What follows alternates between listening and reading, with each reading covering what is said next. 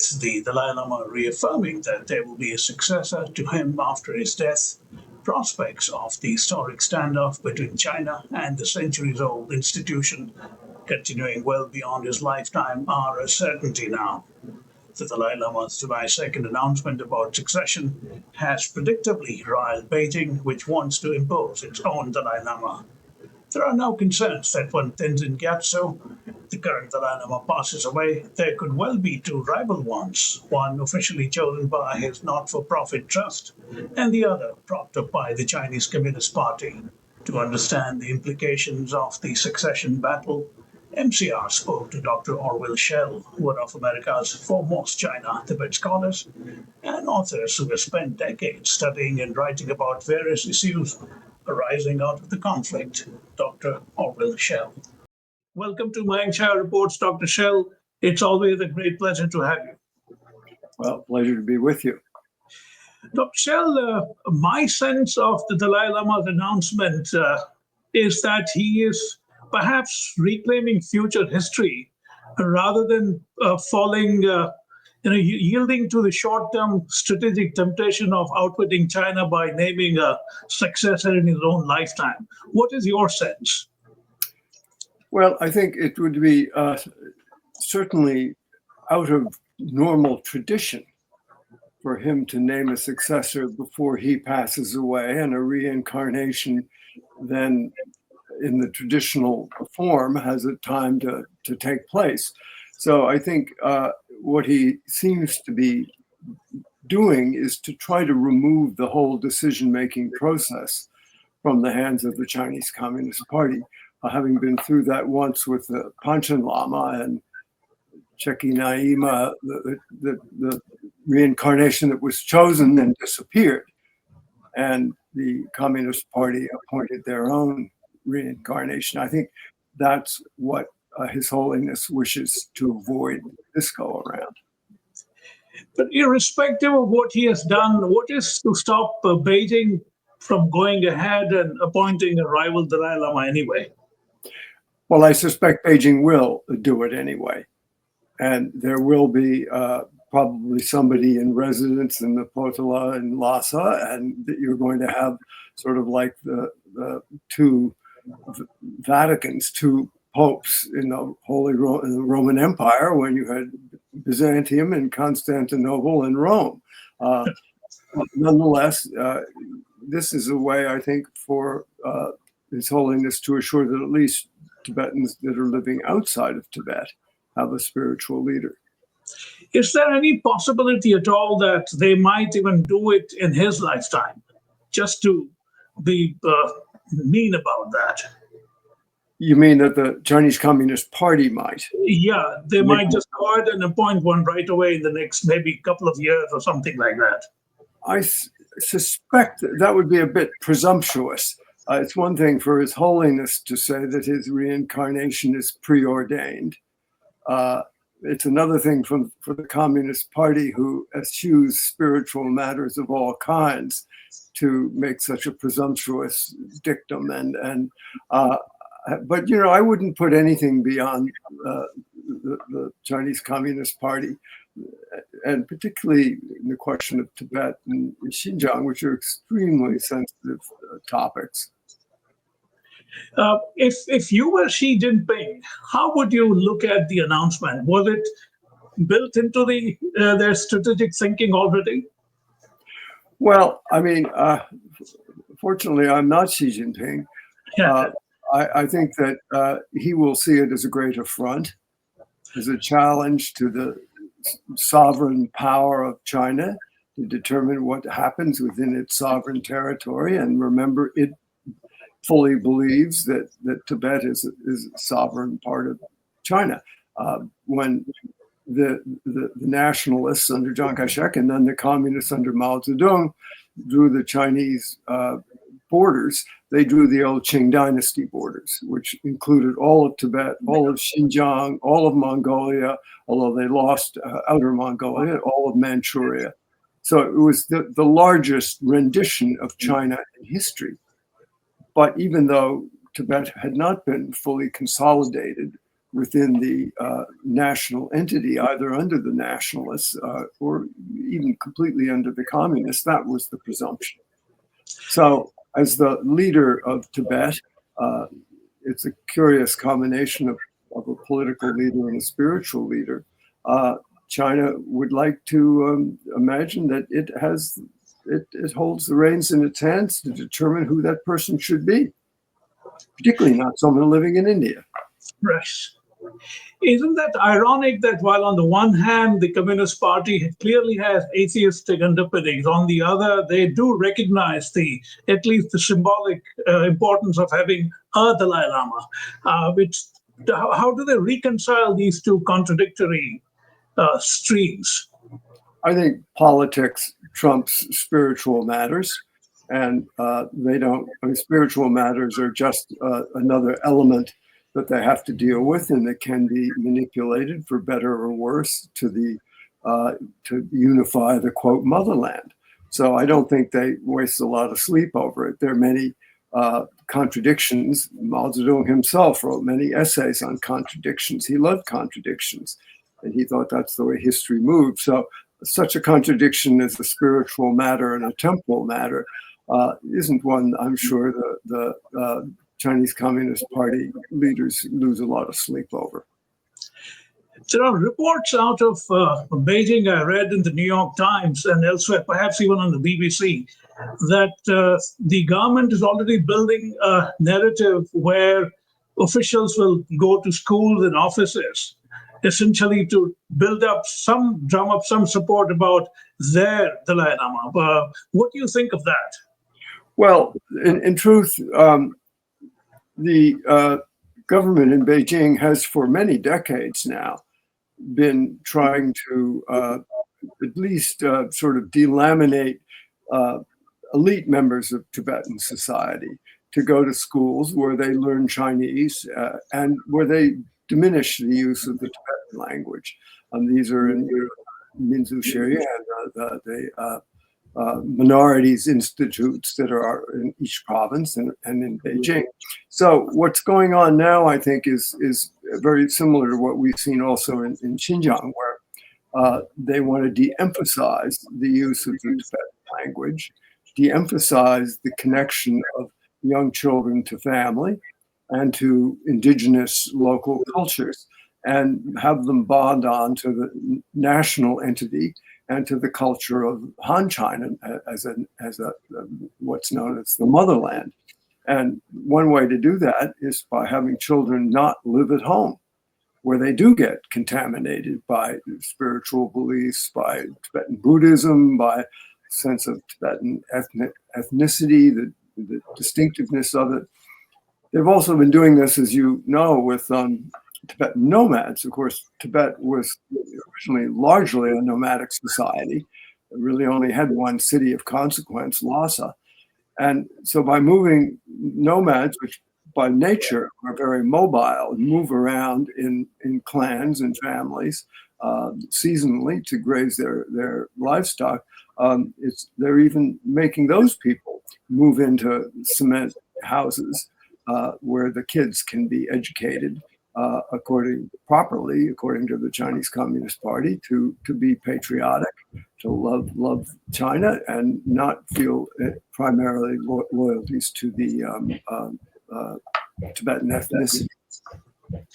Do you worry about the fact that the future child Dalai Lama would take quite some time to grow both in stature and influence, by which time Beijing would have basically grabbed everything even more than they already have? Well, this is a dilemma that we've seen unfolding for several decades now, which is that the longer the exiled Tibetan community remains, and His Holiness has been in Dharamsala almost 5 decades, the more delaminated this part of Tibetan society becomes from Tibet itself. That said, I would say, having spent a good deal of time in various parts of both central Tibet and the peripheral pastoral areas, there's still a great affection for His Holiness. It's deeply rooted in the Tibetan Buddhist tradition. So this is not something that is quite as easily expunged and changed as the party might like to imagine. What do you make of Beijing's insistence that any Lama, including the Dalai Lama, has to be approved by the government? Well, it's just like every entrepreneur has to be approved by the government. And if they don't approve of that entrepreneur, to wit, the most famous of which is Jack Ma, then it's lights out. So I think what this just simply says is whether it's economic power, spiritual power, or political power, the party wants to be in control. Since September 2011, for about nearly 14 years, the Dalai Lama grappled with the possibility that he may say, I'm the last one and the institution no longer exists beyond me. But then his consultations with various stakeholders around the world convinced him otherwise. What was your sense as a scholar of eminence on that particular issue? Would you have, in any case, gone for succession the way he has? I think His Holiness is despite the fact that he's a spiritual leader and deeply spiritual, he's also deeply rational. And I think he's a person, at least in my experience, that thinks through things in a very thorough way. And so I think one of his questions was, well, is this institution of reincarnation a bit old-fashioned, a bit retrograde, a bit little too, all of the traditions of how do you know if someone really is a reincarnation or not? And I think he thought, well, maybe this is something that history has passed by, and we should just let go of it. But I think, again, this is only my surmise.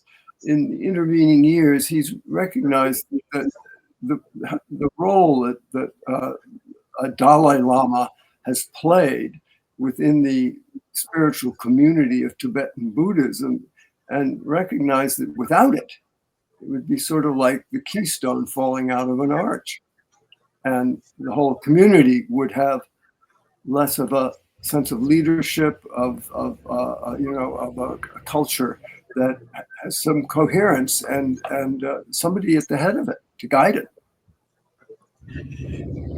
Does the announcement in any way significantly change the dynamic for Beijing in terms of its ongoing control on all aspects of Tibetan life? Well, I think eventually, the longer it holds out, and of course, there's also a very advanced process of dilution of Tibetan ethnicism, ethnic kind of solidarity by the conscious effort to send a lot of Han Chinese, particularly into the urban areas or more less pastoral areas of Tibet and in Xinjiang as well. In other words, to dilute the indigenous culture, whether it be Tibetan Buddhist or Muslim, Uyghur in Xinjiang. So over time, I think that does have an effect. Children do get formed in very important ways during their early years. And if you can remove them from parents for a longer period of time, educate them, you will have to see. But again, human beings, this is nothing new under history. Human beings have always had a spiritual side since the beginning of time. And governments have found it quite hard to erase it. To wit, Stalin tried to get rid of the Russian Orthodox Church, but it bounced back even after all the years of churches being turned into warehouses and whatnot. So it's very hard to know exactly what will happen here. For the better part of the last 50 years, and certainly since his Nobel Prize in 1989, the Dalai Lama's charisma and overall global respect has kept the issue alive in the international community's consciousness. Once he passes, and then there is no immediate Dalai Lama at least for a few months. What do you think it does to the overall struggle for Tibetans? Well, I think it's going to be a tremendous loss. He is a very unusual and charismatic person. Also, somebody who does not seem to have any other interest than the interest of his people. He's not looking for more money, bigger cars, a big resort, a private plane, or anything like that. So, in this sense, he's rather unique among leaders in the world, and I think Tibetans feel that, and they will miss that. And I'm not quite sure what will happen. But then I have to say, this is not a problem that Tibetans alone have. The world in general is now rather bereft of astute and I should also say sort of constructive and kind of kind leadership. So human beings are human beings, and nothing new under heaven here. What else is left for Beijing to accomplish in terms of exercising complete control over Tibet now, that they are so still concerned about the figure of the Dalai Lama?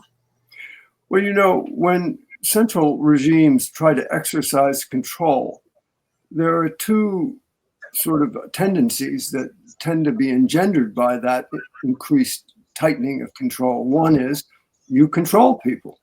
The other is people don't like it and they rebel. So we see, I think, these forces working in parallel in several minority areas in China, where, yes, control does keep things quiet, at least on the surface, but it doesn't engender goodwill and it doesn't engender acceptance. So I think it's going to be very difficult, even if the Dalai Lama's replacement is not as charismatic and doesn't have as much of an effect as a leader as His Holiness does, for the sense of Tibetan ethnicity and cultural identity to completely be erased by the party's strategies and tactics.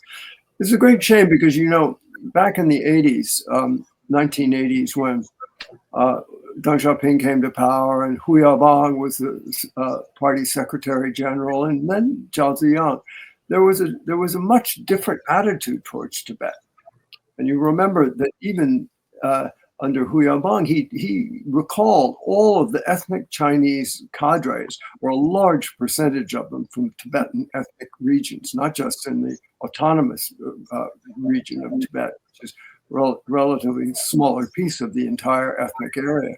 And there was an effort to try to accommodate at least a greater cultural autonomy. But of course, all that came a cropper when Hu Yaobang got purged. And then when the demonstrations of 1989 happened, that really triggered in the party all of the tendencies towards tighter control, less willingness to countenance, greater independence of people of any kind, whether, as I said earlier, they were capitalists and entrepreneurs or spiritual leaders or ethnic leaders or whatever. So that was an important tipping point moment. And I think when Xi Jinping came to power, he was really reared on the notion that if you're going to survive, you have to be a good Leninist, and control is your main tool. And whether that's within the party, amongst factions, in China, among wealthy individuals or dissenting intellectuals or whomever, or ethnic minorities, you don't let independence rise too high before you chop it down. And Xi Jinping, this is his heart and soul. This is, I think, he is a good Leninist. Not much of a Marxist, but that's okay. But he is a good Leninist. I see. Does the current U.S. administration, or for that matter, any administration, have any great stake in the succession question? I think, again, I would say the United States under Donald Trump does not tend to think in terms of the virtues of independence and freedom, democracy, or even spirituality. So I wouldn't say under his administration it will get much of a lift. But I think we do have an interest in it because if one does believe that one should have religious freedom, never mind political freedom and freedom of the press and speech and religion, yes, we have an interest to it. I mean, in a certain sense, all men are brothers. Right. To conclude, in the aftermath of the Pahalgam massacre in India and China subsequently sort of ganging up with Pakistan against New Delhi, and the New Delhi's position now that it is the Dalai Lama alone who can decide the successor. How do you see this dynamic between India and China, if at all the reincarnation happens within the exiled community? Well, I mean, India, since the beginning, since Nehru, has always had a kind of a non-binary, androgynous position towards China. They were the first to recognize China when the PRC was born under Mao Zedong. Nehru seemed little bothered by what Mao Zedong was all about, you know, how many million landlords killed, the cultural the political movements that unfolded. So India has always been in a state of ambiguity about China. China's not treated them very well. What's happened in the Galwan Valley and in Ladakh, and the way China's nibbling away at Bhutan, which is sort of under Indian defense custody, the Aksai Chin, and then never mind Arunachal Pradesh, a huge piece of real estate through the chicken neck up around Bhutan, which China claims. Now, they haven't acted on those claims, but if you look at Chinese maps, all of that part of the Northeast Territories is designated in Chinese characters. They claim it as part of Tibet. So what's going to happen when that begins to become an issue? So there's much dividing Tibet and China. I mean, India and China. And I do think India does need to get a little clearer about where its interests actually lie. Because there's an awful lot of very antagonistic contradictions lingering beneath the surface of better Indian-Chinese relations. And I don't think that that's going to get improved until you have a very different kind of government in China. On that note, Dr. Schell, I really want to thank you for your time. I greatly appreciate you're always generous to me, and I will send you the link once it's up. Well, thank you so much.